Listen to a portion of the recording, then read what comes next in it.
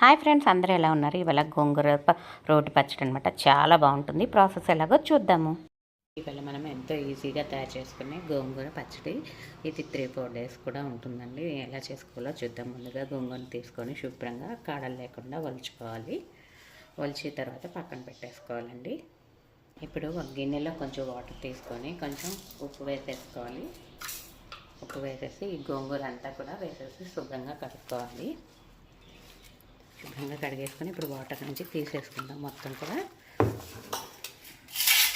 చాలా బాగుంటుందండి. చాలా పుల్లగా ఎంత బాగుంటుందో నోట్లో. హెల్త్ బాగాలేనప్పుడు ఇలా చేసేసుకొని తింటే చాలా ఈజీగా అయిపోతుంది. చాలా టేస్టీగా కూడా ఉంటుంది.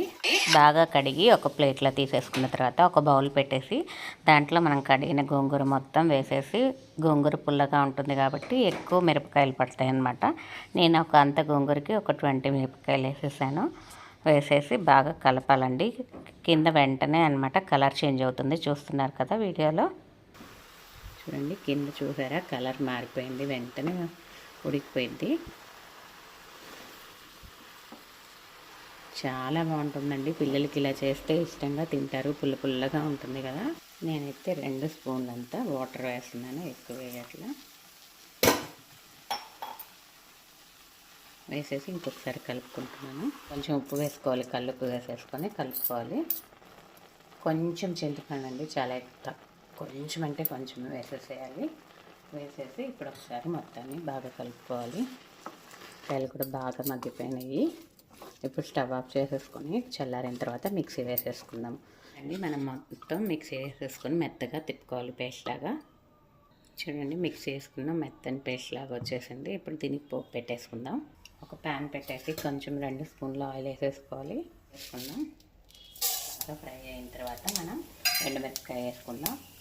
తాలింపు ఫ్రై అవుతున్నప్పుడు మనం కొన్ని వెల్లుల్లిపాయలు అండి, వెల్లుల్లిపాయలు, ఎండుమిరపకాయలు. వెల్లుల్లిపాయలు జస్ట్ పొట్టు తీయకుండా దంచి వేసుకోవాలి. ఇప్పుడు మనం రెడీ చేసుకున్న గోంగూర మొత్తం కూడా వేసేసుకోవాలి దీంట్లో.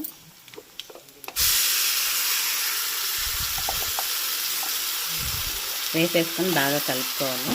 దీని నుంచి విడిపోతుంది అనమాట. ఇట్లా ఇది ఒక 1 వీక్ అయినా ఉంటుందండి.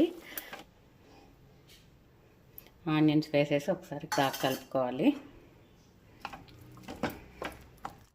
పొద్దున్నే లంచ్ బాక్స్ కండి ఇది నేను రాత్రి చేశాను. పొద్దున్నే అన్నం వండేసి దాంట్లో ఈ గోంగూర అంతా కలిపేసేసి కొంచెం పైన ఉల్లిపాయలు వేసేసి బాక్స్కి పెట్టుకుంటే చాలా బాగుంటుందండి.